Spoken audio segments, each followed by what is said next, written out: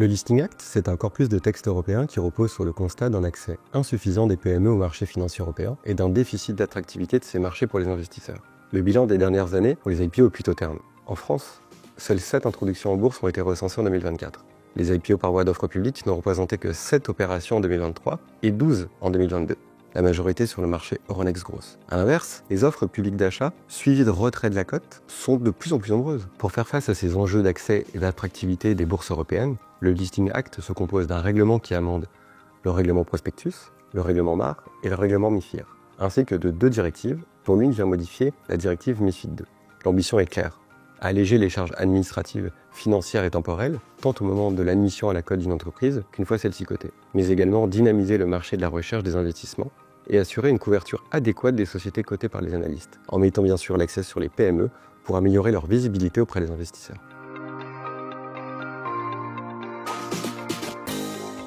Ils sont multiples, les changements sont multiples. Quand un émetteur décide de faire appel au marché financier, il est normalement censé faire un prospectus, qui est un document très complet, qui mobilise le management pendant une période certaine avant le lancement de l'opération.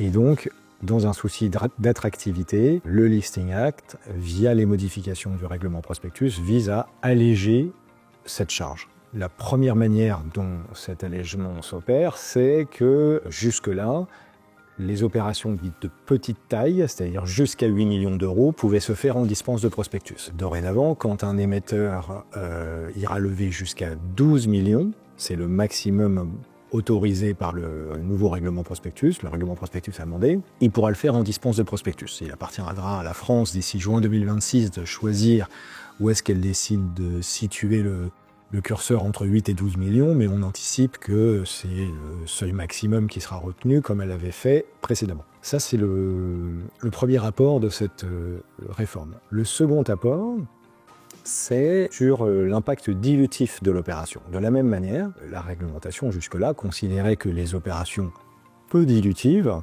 pouvaient se faire en dispense de prospectus. Dorénavant, le seuil de 20%, qui était de 20% de dilution, est porté à 30%, que ce soit sur le marché réglementé ou sur le marché de croissance Euronext Growth, ce qui en soi est une nouveauté pour le coup, parce qu'il n'y avait pas de tel seuil sur Growth jusque-là. Il y en a un désormais, et si bien qu'il faudra, pour les sociétés qui sont cotées sur ce marché de croissance, réaliser un document qu'elle ne réalisait pas jusque-là. Troisième apport et peut-être le plus significatif, ces rehaussements de seuil dont je viens de vous parler ne valent que pour les sociétés récemment introduites, dans la mesure où le Listing Act prévoit que tout émetteur coté en bourse depuis au moins 18 mois est tout simplement dispensé de prospectus, quelle que soit la taille de l'opération, quelle que soit la dilution, pour autant qu'ils mettent à la disposition des souscripteurs un document synthétique d'une dizaine de pages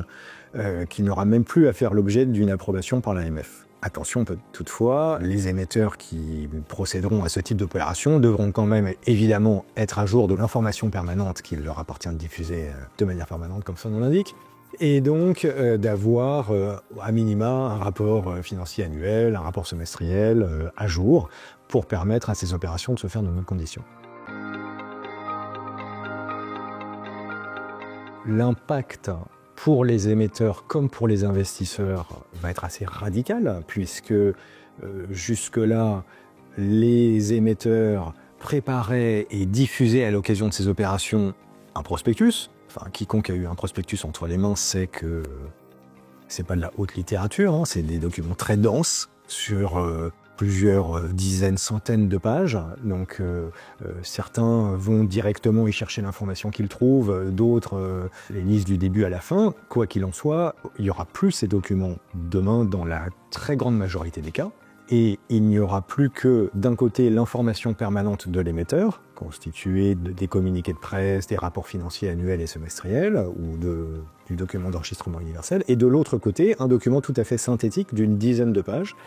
Donc, on peut espérer que ces opérations gagnent en lisibilité, et ainsi, d'une part, ça va faciliter, évidemment, ça va alléger la charge de travail des émetteurs, d'une part, de préparation de ces opérations, et d'autre part, les investisseurs devraient pouvoir trouver la substantifique moelle de ce qu'ils recherchent pour investir. Donc ça, c'est plutôt une bonne nouvelle, d'autant plus qu'en sus de ce dont on vient de parler sur les modifications au règlement prospectus, le Listing Act cherche aussi à revitaliser la recherche en investissement, donc les notes d'analystes dont le métier est de regarder les fondamentaux des entreprises et de produire une note indépendante sur laquelle ils font des recommandations, buy, sell, hold. Aujourd'hui, force est de constater que les petits émetteurs ont beaucoup de mal à trouver des analystes qui s'intéressent à leurs valeurs et qui publient des notes de recherche sur ces valeurs. Tout l'objet du Listing Act, d'une des réformes du Listing Act, est de